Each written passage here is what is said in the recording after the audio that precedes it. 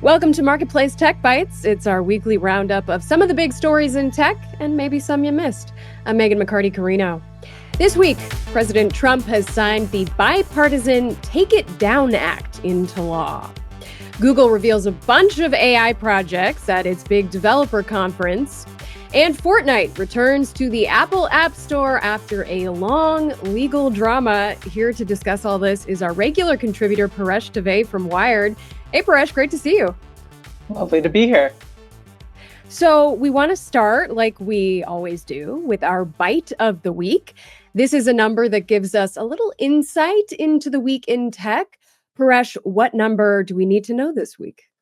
Mine is 115,315, which is the number of videos and YouTube videos and search results that Google took down in South Korea last year of adults in response to requests under a law very similar to the one that we're about to talk about.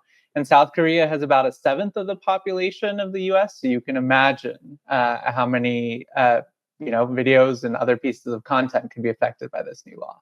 All right, well, let's get into this new law. It is called the Take It Down Act, and it's kind of the first real piece of, I guess, what you could call federal AI regulation. President Donald Trump signed it this week. This is a bipartisan law brought by Senators Ted Cruz and Amy Klobuchar, championed by First Lady Melania Trump. It requires internet publishers to take down intimate images like revenge porn or deepfakes. That's where the AI comes in within 48 hours of any sort of complaint from a victim. Number of states have already passed kind of similar laws. All sounds well and good, but Paresh, this is not without controversy, right? Of course, there are rights groups who are concerned that it will lead to content that has nothing to do with non-consensual intimate imagery being taken down, that people will find ways to abuse these laws, this new law, as they have other laws in the past. And you wrote for Wired that this legislation sort of mirrors another piece of legislation that's been in place for several decades, the Digital Millennium Copyright Act, which was sort of the major effort to protect copyrighted material on the internet. How has that worked out, and what kinds of problems have arisen?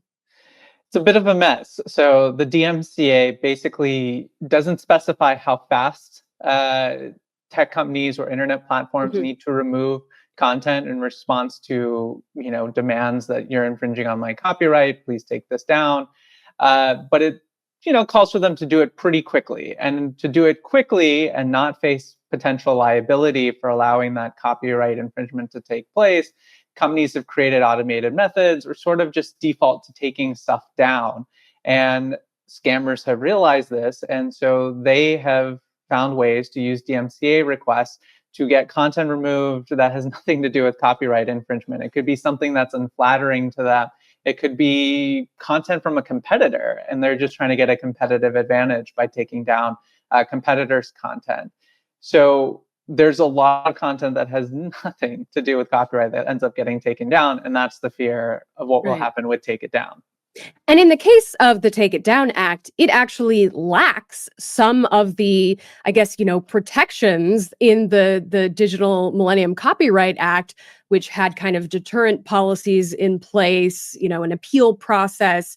Take It Down Act actually lacks these and includes this 48-hour deadline, which is very quick, right?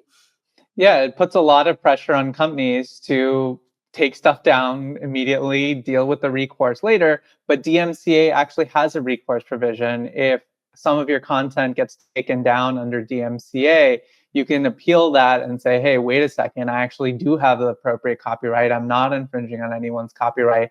There's no built-in mechanism for that and Take It Down. And like you said, there's also nothing that says that you can get in trouble for making a request fraudulently or making one of these scammy requests under Take It Down, which there is provision for getting in trouble under DMCA. Huh. Well, we now want to take a look at the news out of Google this week, which held its big developer conference known as I/O. As expected, they did a whole bunch of AI announcements, including adding AI mode to Google search for all users, upgrades to image and video generation, this AI filmmaking app. They resurrected a mixed reality glass product, glasses, like the old Google glasses, and also added more capabilities for their AI agents, which we'll dig into in just a minute. But first, we want to kind of talk about what this moment means for Google, because the company has kind of had a lot going on. It has two antitrust cases ongoing, one of which brought revelations that Google's search volume on Apple devices in Safari had gone down for the first time, likely due to AI search. Clearly, Google is trying to kind of fashion itself as a leader in AI. But Paresh, I mean, is there a sense in which this is almost cannibalizing its own business model? If you ask Google, they say that people are searching on Google more than ever, in new ways, in different ways. They're making longer queries, and all these AI experiences are actually leading to more searches. But yeah, I mean, I think what it tells us is that it's going to be hard to find a Google experience that doesn't have one of these new AI tools crammed in it in some way. And it's surprising to me, shocking in some ways, that what experts call probabilistic systems, because anytime you use one of these AI tools, the output, the response that you get could be totally different. Like, it's not set what kind of response you're going to get. Right. And that's why we have these hallucinations and all these concerns. And Google is sort of making a system, search, where we want answers, we want sort of, perfect suggestions on what to do, on how to deal with things. They're giving us these imperfect or increasingly imperfect answers in some way, even though they look prettier and sort of go deeper than ever before. Well, let's talk now about the AI agents, which you wrote about this week. They're really promoting, these systems heavily. What is the promise of agentic AI, and what kinds of questions do these tools raise? Yeah, so like I mentioned, we have hallucinations and ChatGPT and AI programs that we're kind of used to.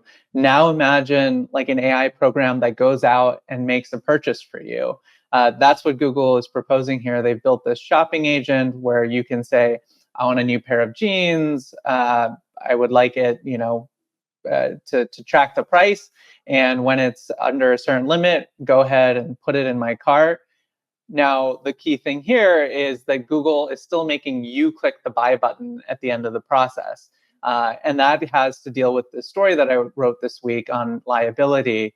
If Google didn't have that confirmation screen and make you hit the buy button, it would potentially be on the hook if you were Hmm. unhappy with the purchase.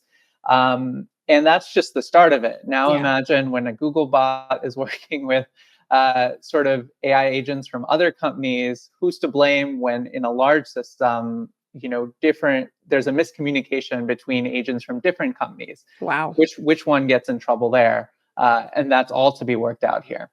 All right.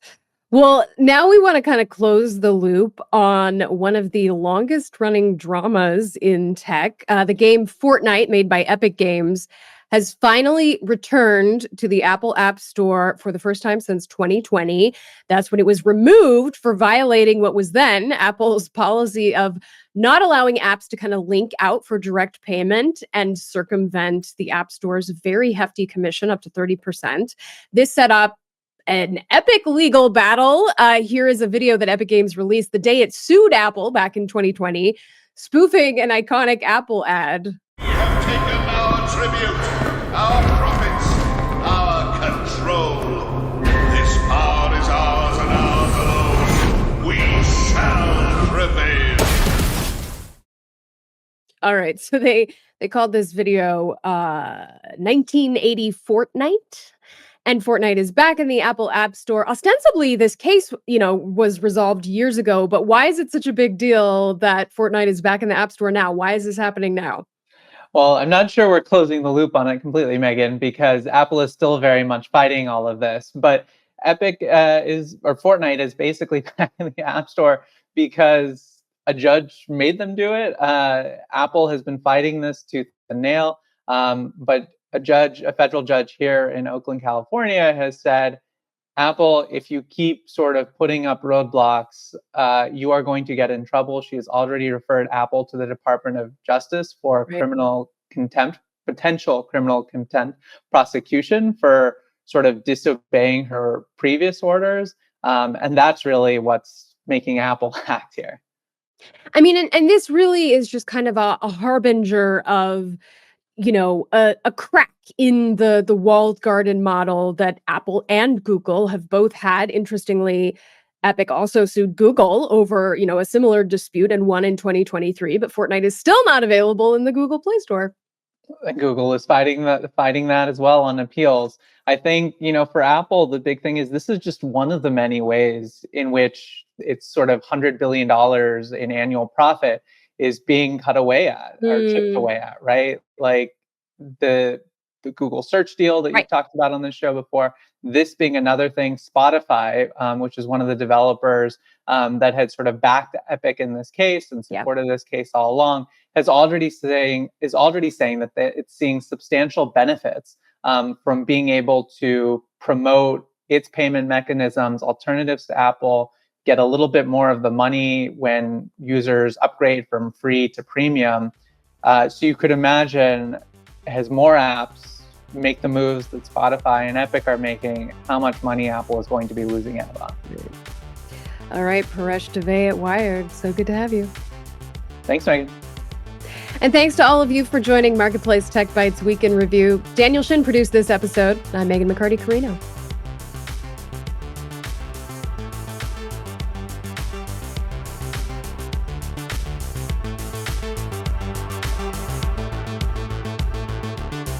This is APM.